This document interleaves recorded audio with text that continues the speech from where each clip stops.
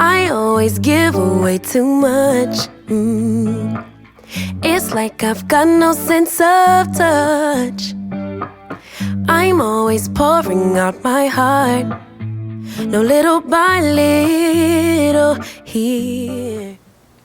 So things like panic and anxiety and PTSD are real, and they are not things that are confined to any one group of people, not any one sex, not any one race, nationality. These are things that people of any age, any walk of life, any profession, any level of education can deal with on a regular basis. And I'm one of those people. Hey y'all, it's your girl Stay Hall, and welcome to another video, Living Life with Stay. If you are new to the channel, welcome, welcome, welcome. Thank you so much for tuning in. I really appreciate you being here. And if you could please just consider hitting that subscribe button, I would love to have you as a permanent part of the Lifer Tribe. And for my returning Lifer members, hey y'all, thank you so much for coming back. You know how much each and every one of you mean to me. Today's video is gonna be just a little bit different. Just wanted to share some things about myself that I've kind of mentioned in previous videos and vlogs, but never really took a deep dive into them. And I thought, why not? I know that I'm not alone. I know a lot of people deal with the same types of issues that I deal with. And I felt like since I have this platform, since I have a captive audience, it is my duty to share, because I want this channel to be a safe place for all of us. I want to be able to relate to each one of you in any way that I can, and I want to be as open and honest and vulnerable as possible. I love having fun, doing makeup, traveling, all the things, doing business, speaking at conferences, meeting with my clients. Like, I enjoy all of that, but there are also some parts of my life that are not always so pleasant, but they are who I am. They are a part of me just as much as everything else.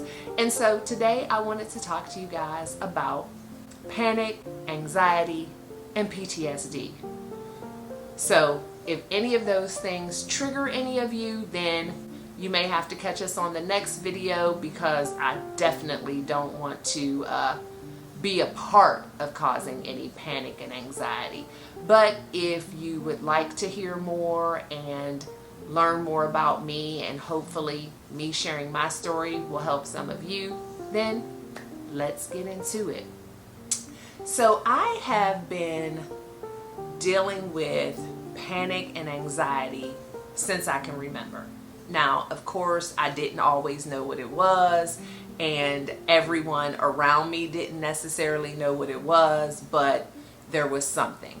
I could remember being as young as 5, 6 years old and just having those hyperventilation type of episodes where my grandmother would make me put my head between my legs or breathe into a paper bag to try to kind of catch my breath. I felt like I was going to swallow my tongue and didn't really necessarily know what even brought it on. And at that young age, I just remember literally feeling like I was about to die. I remember just waking up in my sleep just in a panic and dreading the next day. And certain things would trigger it, but of course, being as young as I was, I didn't even realize it. But as I think back, I would always start to feel anxious leading up to the first day of school. I would always start to feel anxious if I felt tension in the house between my mom and dad, or at my grandparents' house. And those things kind of followed me through high school, adulthood, and I didn't always know what it was. So it was a long time, well into my adulthood, when I was finally diagnosed with panic and anxiety and PTSD. And so a lot of people kind of put PTSD with only military people who have been in war, but no. Anyone who has suffered any type of trauma in their life can suffer from PTSD. And so I'm not going to go in a whole lot of detail in this video. I may in the future, but there has been some trauma in my life that has caused the PTSD, and it totally makes sense. Like, I am triggered by certain things. I don't like loud noises. I am easily startled. There are just a lot of things. Any like sudden movements from people and certain things can kind of send me off. It took my husband a long time to kind of get used to it, because there are times when he'll just go to touch me lovingly and I jump, and I'm like, dude, you need to announce your movements. And he's like, really? I'm your husband. But over time, he's gotten used to it. And luckily, we can laugh about it now, because it's just a part of who I am, but I do work with it.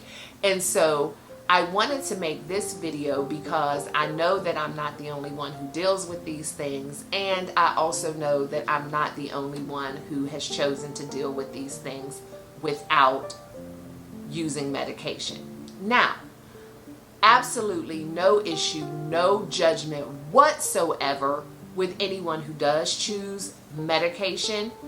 The reason why I have chosen not to use medication for my anxiety, for my panic and PTSD is simply because of this.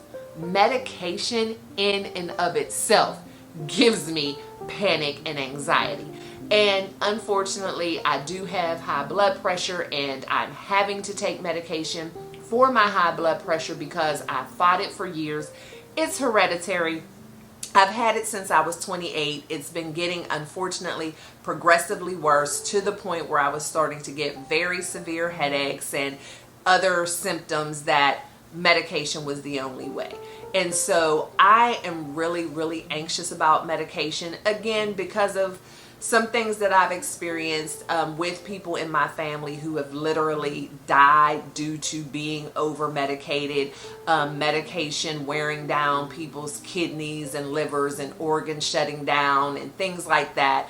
Having too many doses of chemotherapy and it causing a lot of problems. So for those reasons, I just don't choose the medication route, because I was not able to manage my high blood pressure, my hypertension, with just diet and exercise and things like that. So I have to take the medication, because I also have a family history of brain aneurysm, strokes, heart attacks. So I chose to medicate for the hypertension and try to manage my anxiety and panic attacks and things like that without medication. So with this video, I wanted to share with you all that I do deal with these things on a daily basis, but I also wanted to share with you all how I deal with it without medication. And so one of the number one things that I have had to do is completely change the way I think. And when I say that, it's actually tapering down how much I think. Part of having panic and anxiety is overthinking everything. I would think about stuff, and I'm always, or used to always be, a worst case scenario type of person, and I would look at that as, well, I'm just being prepared for the worst, because you never know. Not realizing that that thought pattern would take me down this rabbit hole of negative thought after negative thought after negative thought, which would only lead to more panic and more anxiety. I have decided that I'm no longer going to think that way. I am not going to let the worst case scenario even enter my mind. I have trained my brain over time to always be the glass half full person. I have trained my mind to be on the positive outlook on everything, because most of the time the things that we worry about do not ever happen. And so where in the past I had convinced myself that thinking about the worst case scenario was preparing me, I realized how much time I was wasting and how much stress I was causing myself by thinking of a worst case scenario that more than likely was not going to happen. And so the way I did that and the way I had that shift in my mindset was to start first thing in the morning. My first thought is, thank you, Lord, for allowing me to open my eyes another morning. My second thought was, I don't have a worry in the world. Today is going to be a wonderful day. And that's what I think every single morning as soon as I open my eyes. And it might seem like a small thing, but it is major because it puts me automatically in a positive headspace first thing in the morning. It gets me in the mindset to know that everything is going to be fine. Because in the past, the first thing I would wake up and think is, what do I have to worry about today? What is going on? Or what's the last thing that happened last night? And I would prepare myself to be worried. I don't do that anymore. Now, it took time. It took a lot of practice. It took a lot of training. It took a lot of, oh, wrong thought. Let's do it over. But now, immediately, I wake up. Thank you, Lord, for allowing me to open my eyes on another morning. I do not have a trouble in the world. Today is going to be a wonderful day. And it has helped me so much. Another thing that I do to help manage my panic and anxiety is I don't watch the news anymore. I used to be a news watcher where I could keep it on MSNBC, CNN, whatever, all day, every day. And unfortunately, in the society that we live in, it is negative story after negative story after sad story after traumatizing story. Rarely ever is there anything good. And sometimes I wouldn't even really be paying a lot of attention to the news. I would just be working or whatever and have that in the background. But I don't know how many of you realize this, but that background noise, it penetrates your mind. Whether you're giving it your full attention or not, it's seeping in there. And so another thing that I used to do was sleep with the television on. And a lot of times I would go to sleep with the news on or something else that was negative. Like I was really bad about watching a lot of Snapped, watching a lot of Lock Up and those type of shows. And I would fall asleep with that type of thing playing in the background. I don't do that anymore. Now, during the day, I'm either watching vlogs or I have on some kind of silly whatever or a documentary, but nothing that is going to drain my positive energy. And then when I go to bed at night, I get on YouTube and I find a nighttime meditation. Y'all, there are some awesome nighttime meditations out there. There are ones for health and wealth. There are ones for gratitude, just all types of things that you can go to sleep to, because I'm not the type of like white noise type of sleeper. I can't just listen to crickets chirping or ocean waves. That's not going to do it for me. I need to hear some talking. But those nighttime meditations, thebomb.com. So if you are someone who has trouble falling asleep without the TV on, I highly recommend you get some of those nighttime meditations. And I'll be sure to drop some of those in the description box below that I listen to at night. So another thing that I do each and every day to kind of keep me in a positive mindset and kind of keep the panic and anxiety away is I journal. And I'm not the type of person who necessarily has to journal any certain time of the day. I definitely try to do it before I go to bed, but anytime I get any feelings of panic or anxiety and I can kind of feel maybe a panic attack coming on, I journal exactly what's going on, how I'm feeling, all of that to kind of get it on paper. And I also can use it as a reference later on to kind of maybe see what my triggers are, what was happening on this particular day that made me feel that way. It really helps a lot. I get it out on paper, kind of get it out of my mind, and it just helps me to kind of resolve it in the moment and move on. So journaling is awesome for me, and it just really gives me what I need in order to get those thoughts out of my mind on paper and then I'm done with that. So I'm not going to dwell on it. I've written it down. I may not be able to process it now. Maybe I'll process it later. Maybe I'm never going to have to come to that. But it really seems to help. And also, along with journaling, I've really focused on my breathing, because if any of you have ever suffered a panic attack, you know that it literally can take your breath away, which is why back when I was 5 and 6 years old, I was having those hyperventilation spells and breathing into the bag, because I wasn't in control of my breathing, and it was just to the point where I needed some sort of assistance. And so now when I feel that coming on, I can make a conscious effort to pay attention to my breath. Take those deep cleansing breaths, breathing in through my nose and out through my mouth.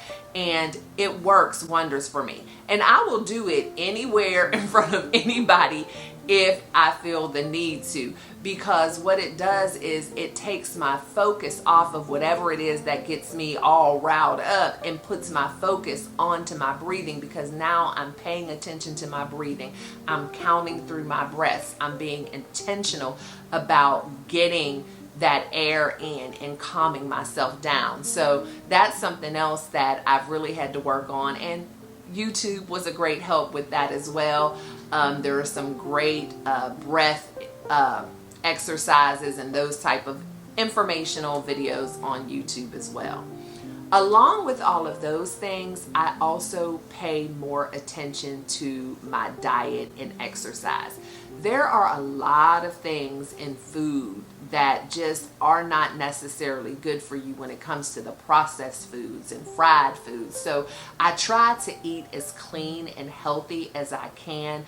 I try to drink a lot of water. I try to make sure that I keep my body cleansed and just not take in too many things that are artificial. I also try to limit my caffeine and any type of stimulant. Like, I'm never going to be the one to say, hey, let me drink my Celsius. I'm never going to be the one to say, hey, I need that pre-workout.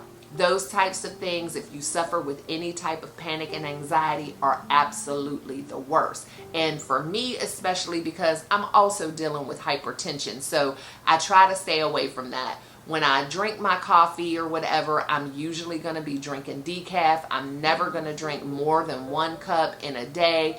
I don't drink any sodas whatsoever because it's just not worth it for me. With panic and anxiety comes heart palpitations, all different types of things. So I'm like, I am not going to put something in my body that's going to stimulate those types of reactions when I'm already dealing with it from thoughts and just different things. So I try to eat as clean as possible, drink as much water as possible, and stay away from the caffeine. Other things that I do is I make sure that my close circle, my core group of people are aware that I suffer with panic and anxiety.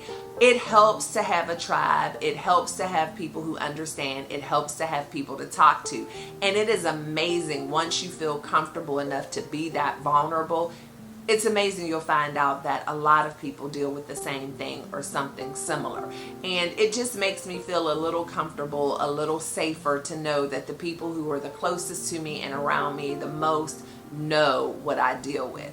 So that just kind of helps because I don't feel like I have to hide behind anything. I feel like I can be 100% myself. And then it also helps for people to know because they kind of know how to behave around you. And not that I need anybody to walk on eggshells by any means, but it's just the fact that when I tell you that I'm startled by loud noises, and if you come up and sneak up and try to startle me or try to play a practical joke, you just might get body slammed. So it is for my protection as well as theirs. But in all seriousness, it just helps that you have a tribe of people who you can trust, who can be supportive and just kind of understand what you deal with. And so that's just something that has helped me and just made me feel a little bit more comfortable and just not alone, or ever feel like I have to deal with this all by myself, or feel like, okay, if I do happen to have a panic attack, are they going to be looking at me like I'm crazy? So I just rather share it, get it out in the open, and it is what it is. Because again, it's not anything, thank God, that I deal with every single day, but there are the occasion. You know, there are certain things that really bother me. I'm not someone who likes to fly, but I travel all the time. You know, we're getting ready to go on this cruise. I'm so super excited about the cruise. I love the last cruise I went on, but I still have some anxiety about the cruise. So I just feel like it's better when you're traveling with people, when, you know, whatever, it's just better that they know. Now, am I saying that you need to go tell every single Joe Blow that you might happen to run into at the Starbucks that you have panic and anxiety disorder? No. But if there are people that you deal with on a regular basis and you feel safe with them, I don't think that it's a bad idea that you share it. And so something else that I make sure that I do to kind of help with my panic and anxiety is to get a lot of rest, because fatigue can bring on that type of thing too, because your brain is cloudy, you just aren't thinking clear. You have to get enough rest. Rest is like one of, if not the most important thing that you can do for your mind, body, and soul. Getting the proper rest gives you so much clarity and just gives you more self-control. You just feel more centered. You feel more grounded. And I used to be the type of person who would stay up watching ridiculous stuff like Lock Up and Snapped in 2020 until 2, 3 o'clock in the morning, go to sleep for about 3 or 4 hours, wake up at 5 o'clock in the morning and think that everything was fine. Well, absolutely not. That is just a recipe for disaster. And I used to pride myself at, oh, I only need 4 or 5 hours of sleep. It wasn't even true, because yeah, you only slept 4 or 5 hours, but you are an absolute mess. So now I make it my business to get at least 6 to 8 hours of sleep. Now, some might say that that's still not enough, but I've come a long way from my 3, 4, and maybe 5. So every single night, I make sure that I have a wind down routine. If I don't feel sleepy, I'm still going to sleep. So there are certain things that I do at night. I take my ashwagandha, which I will leave that link in the comments below or in the description box below. The ashwagandha works wonders for me. I take 2 of the ashwagandha bites about a half hour before I want to fall asleep. I write in my journal. I get my nighttime meditations going. And so I have a routine. And routine in general helps me with my anxiety and panic. When I know what to expect, that helps me a lot. So I plan everything. I am a planner. I write down what I need to do every single day. I have it in my physical planner where I write it. I also keep a calendar in my phone, because being late, missing things, missing deadlines, not being where I'm supposed to be, that stresses me out, and stress causes panic and anxiety. So how do you keep from being late? How do you keep from missing things? You write them down. You check your schedule. You have it handy. You have everything in its place. You are prepared. I get my clothes ready the night before. If I have a busy week, I may have all of my clothes planned out for the entire week. I don't like to leave things hanging. I'm going on this cruise. I made sure I prepared. I got checked in on the first day that we could check in. I got our shows scheduled. I did everything that I needed to do, because rushing and flying by the seat of my pants and not knowing what's going on is likely to cause panic and anxiety. One big thing about me is I don't like other people having to wait on me. I don't like to inconvenience other people. Now, I am not a people pleaser. I'm not someone who is like frantic about everything being perfect, but I am very self-aware, and I don't like to wait on other people. I don't like to be left hanging. So in return, I feel like I need to be the same way. I can't be the one tapping my pencil and upset because somebody is 5 minutes late and then I'm showing up 5 minutes late. And so whenever I feel like I'm going to be late, I'm running out of time, that causes me anxiety. So in order to not have to deal with that, I plan, I give myself time. I am always as prepared as I can possibly be because that cuts out the stress. So those are just some of the things that I do to manage my panic and anxiety. I wanted to share those because I thought it might be helpful for some of you. And also, you know, we sit here on YouTube as content creators and we're doing all these different things and having a lot of fun, but we are people too, and we deal with a lot of the same things that each and every one of you deal with. And I don't think that I could have an honest channel and creating sincere bonds with all of you if I don't share some of the things about my life that just aren't so great, because every day is not cruise ships and seminars and business meetings and brunches.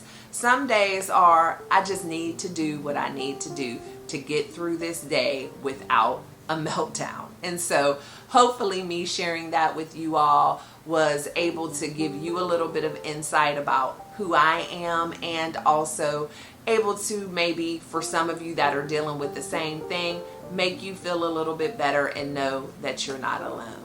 So guys, thank you so much for tuning in today. I hope that this video was insightful and impactful on some level for every one of you. I appreciate you guys so much. Again, if you're new to the channel, please hit that subscribe button and become a part of this Lifer Tribe, because I guarantee you're going to love it here. And for all of my Lifer Tribe members, thank you so much for tuning in, and you guys know the drill.